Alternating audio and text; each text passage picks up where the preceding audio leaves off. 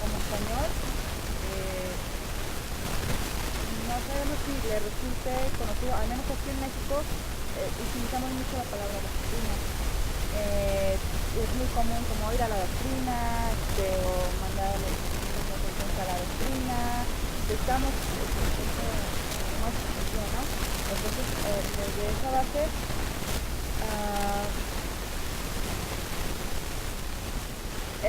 ¿considera usted que es lo mismo recibir doctrina que catequesis? Uy, no, no, no, no, no, no, no, no, no, no, no. Creo que, bueno, vamos a ver si para responder a la pregunta tengo que decir, yo de la realidad de México no conozco nada, no puedo decir nada, no puedo juzgar nada, no puedo decir nada de nada. Si digo algo es solamente de esa realidad que conozco de España. Y para responder a la pregunta, creo que una de las dificultades que tenemos hoy es justamente que la catequesis está muy pegada a la escuela, y de ahí que venga doctrina, saber.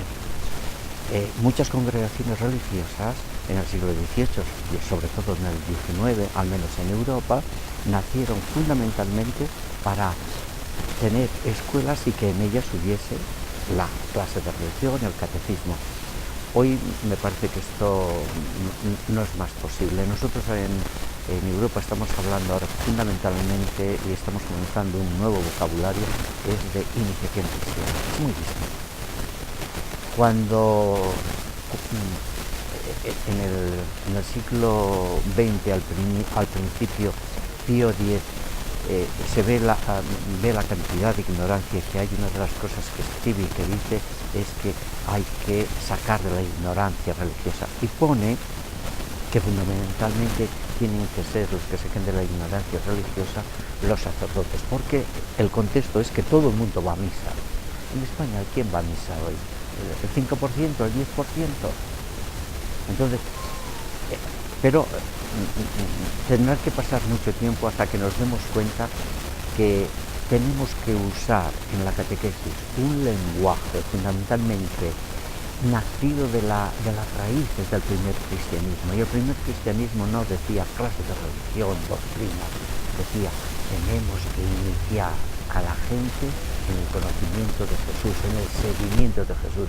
E iniciar significa un contacto personal, significa que hay que conocer, pero significa que hay que abrirse a lo simbólico, no como vas a entender los sacramentos. Significa que hay que entender también todo lo que es la celebración, la oración.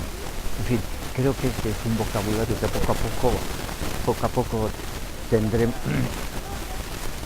un vocabulario que poco a poco tendremos que ir dejando en desuso. Ya. ¿Considera usted que a un cristiano, ahorita en esta época que vivimos, le basta la catequesis sacramental o qué más necesita para morir a alguien? Ay, Señor, estos son lastres del pasado, que va muy unido a la pregunta anterior. Se preparaba, porque había mucha ignorancia religiosa, se preparaba para saber algo de los sacramentos y para poder recibir los sacramentos. Y detrás había un conjunto. En España ya no, es una sociedad secularizada, y la sociedad no ayuda y no vive los valores evangélicos, combate los valores evangélicos. Entonces, no basta preparar. Si la catequesis se reduce a preparar para los sacramentos, y cuando decimos esta expresión, decimos fundamentalmente que se prepara para los sacramentos de la confirmación y de la primera Eucaristía, entonces después la gente se queda con ese traje pequeño infantil de primera comunión. Esto no puede ser así. Y decimos catequesis sacramental, pero ¿y qué catequesis hacemos para el matrimonio? ¿Qué catequesis hacemos a los padres para el bautismo de sus hijos? O sea, que esto no puede funcionar, que primero tenemos que dejar de hablar, a mi juicio, de catequesis sacramental, y tenemos que una formación religiosa. La primera formación religiosa no tiene que tener ni plazos, ni esto. Es un cambio grande el que tenemos que dar. Mientras tanto, vamos a ir hacia adelante, haciendo lo que podemos, pero sabiendo que tenemos que cambiar. Ahora, yo estoy hablando desde Europa. Las realidades son muy distintas. Aquí a lo mejor tienen un contexto religioso que nosotros no tenemos allá. Por poner un ejemplo, el otro día me decía una mamá, dice, ay, mi hija ha venido de 9 años, ha venido muy apenada a casa. Pues, ¿por qué vino tan apenada? Dice, porque ha dicho a los compañeros de clase que va a hacer la primera comunión y le han respondido, esas son cosas del pasado, pero tú eres tonta. ¿A quién se le ocurre prepararse para algo? Eso ya no se lleva, eso ya lo hacían los de antes. Ahora tenemos que vivir sin religión, sin Dios. Estoy hablando de niños de 9 y 10 años, que es un botón de muestra, pero también indica la cantidad el ambiente en el cual están viviendo los niños, el ambiente de la sociedad, donde lo religioso no es apreciado y hasta a veces es despreciado. ¿Pueden entonces los papás desentenderse No. de su familia, digo, de formar a sus hijos en la fe, o deben considerarse ambos, papá y mamá, como catequistas en el hogar?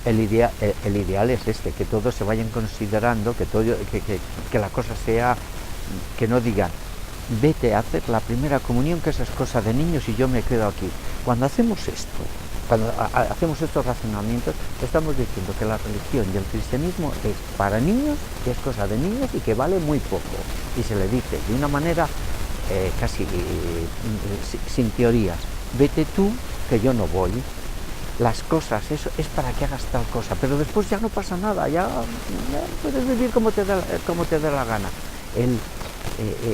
Esa mentalidad que en pequeños signos, en pequeñas cosas está funcionando por ahí, es reveladora de unas mentalidades de un cristianismo que no es cristianismo comprometido y vivencial, que me parece que es importante, hay que tener en cuenta. Vete tú, nosotros nos quedamos aquí y cuando salgas ya te recogemos y te regresamos a casa. El niño dice, esto no debe ser muy importante porque ellos no vienen, ellos no participan y después ya lo haré yo. Hay algo que no puede ser. Sí. ¿Cuál es entonces, o debería ser, el papel de los catequistas en de quienes imparten esta formación en las iglesias, en parroquias, en escuelas? ¿Cuál es entonces su papel como catequistas? Pues el papel primero que se sientan vocacionados y que se sientan pertenecientes a una comunidad cristiana y que sepan que ellos no dan la fe, ellos no dan nada, ningún catequista ni la iglesia da la fe, prepara para que la fe la dé a Dios. Decimos que la fe es un don de Dios, entonces si es un don de Dios nosotros no manejamos nuestras manos de catequistas, de evangelizadores, de predicadores, de sacerdotes, de salesianos, no manejamos nosotros. Nosotros nos sentimos llamados a colaborar para poner a las personas y a los niños a la puerta de donde Dios les está llamando. Y esa puerta no está en el exterior, esa puerta está en el interior. Esa puerta está porque Dios ya nos habita desde el principio. No solamente por el bautismo, sino sencillamente por ser personas humanas que hemos nacido y somos hechura de Él. Y Él un día, al nacer, nos hizo, todo ser vivo es aliento de Dios y lleva aliento de Dios, como al principio. Entonces, el papel de los catequistas es de inmenso respeto, de no imposición y de sí acompañamiento al niño, al adulto, al padre, y hacer descubrir a los padres que la tarea de creer es una tarea que nos implica a todos, con el ejemplo, con la palabra, con dar importancia a aquello en lo cual el niño está participando. Los padres que dicen, bueno, él va a la catequesis, nosotros mientras tanto nos vamos a tomar un café. yo no sé si he respondido a la pregunta, pero la realidad de los catequistas es una realidad de mucha paciencia, de mucho creer que Dios nos precede, de mucho situarse ante el misterio que está en cada niño y en cada niña. Y es el misterio de la presencia de Dios que nos está esperando. Id a Galilea, os precedo, ahí os encontraré. Y cuando voy al grupo, sé que voy a Galilea. Y que allí, en esa Galilea de cada uno de los niños del grupo, Dios me está precediendo, Dios está ya esperándome. Y está esperándome no para que le imponga yo a Dios.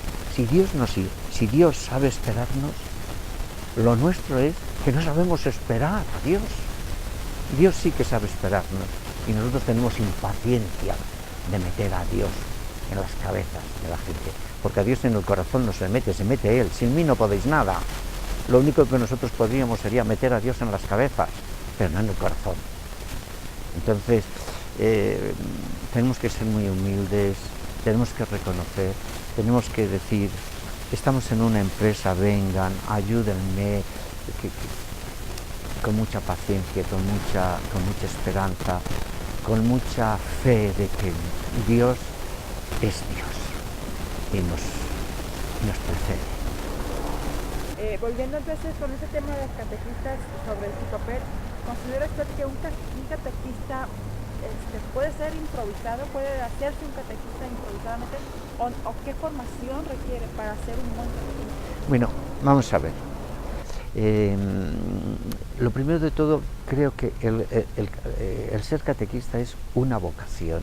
Es decir, ¿qué digo por una vocación? Siento que Dios, que yo soy creyente, siento que Jesús, que Dios, que el Espíritu dentro de mí está poniendo una llamita de ganas de anunciarle, de ganas de hablar de Él a otros, de ganas de decir a otros que lo que yo vivo es interesante y puede ser también interesante para ellos, si quieren.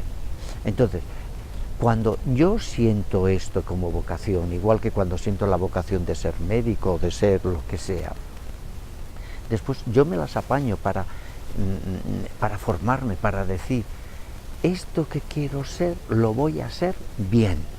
Esto que quiero ser, lo voy a hacer bien.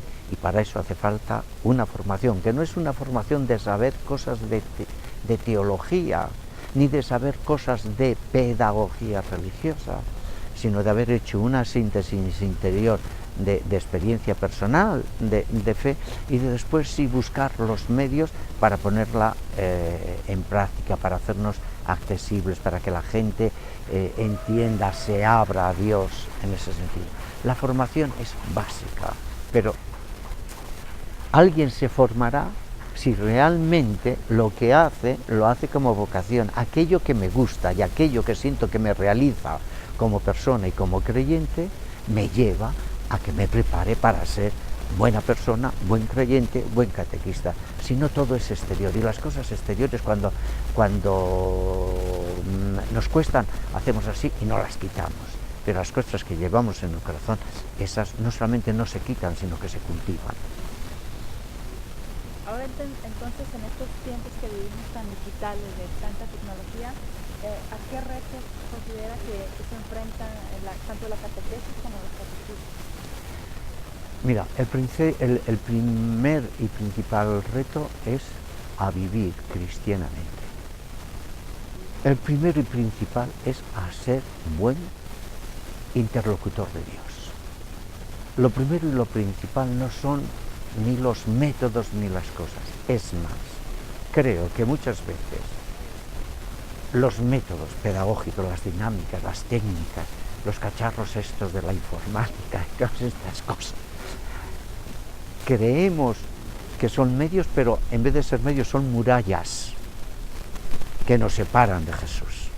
En vez de ser medios, son murallas, porque ponemos toda la fuerza en los medios y después los niños y los jóvenes perciben que detrás de los medios no hay nada, que sabes usar muy bien los medios, pero detrás de los medios ellos no perciben contenido de vivencia cristiana, ni sabiduría.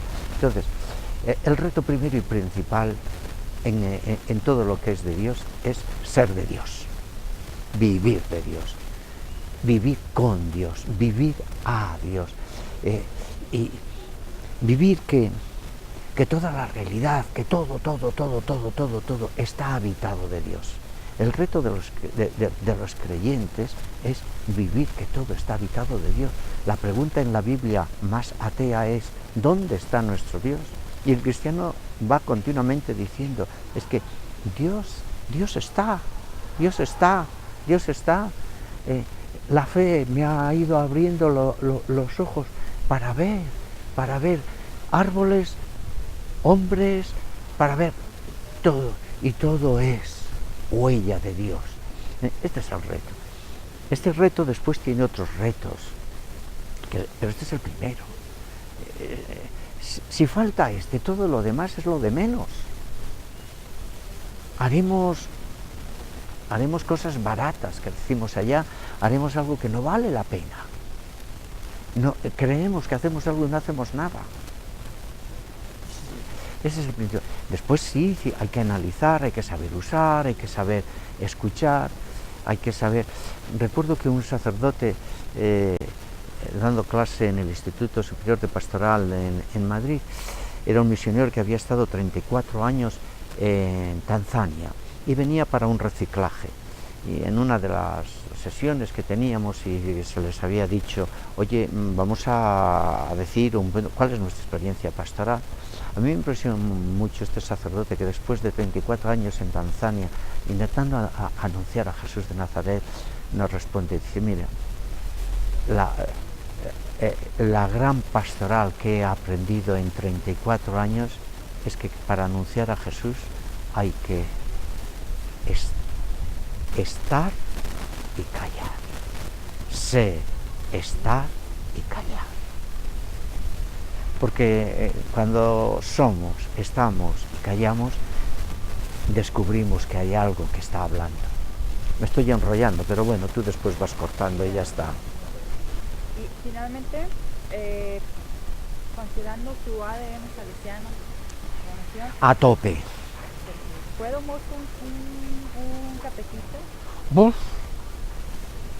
Don Bosco fue un catequista porque fue un santo, porque amaba y creía, y transmitía amor de Dios amando a la gente, despellejándose por la gente, por sus jóvenes, queriéndolos, dándoles la oportunidad de ver a Dios, de tocar a Dios, de creer en Dios, de ponerles ante el Señor en el sacramento de la penitencia, en el sacramento de la Eucaristía, en la devoción a María Auxiliadora, en el compromiso del apostolado con los demás compañeros, en la alegría. Claro que fue un catequista, conjugó muchas cosas y fue un catequista que al mismo tiempo supo crear una comunidad que para él, la comunidad cristiana, la de Baldoco, era comunidad familia. A lo de comunidad añadió un plus de originalidad, que mis centros sean casas, que aquí se respire cariño, familia, acogida, que aquí se pueda decir a cada uno una palabra al orecchio, al oído, que aquí lo de Dios no sea andar por los cielos, sino lo de Dios sea estar en el patio, jugar con los otros, atender al otro. Don Bosco, un catequista excepcional. Muchas gracias a vosotros por esta posibilidad de decir una palabrita para Boletín Salesiano de aquí de México. Venga, muchas gracias.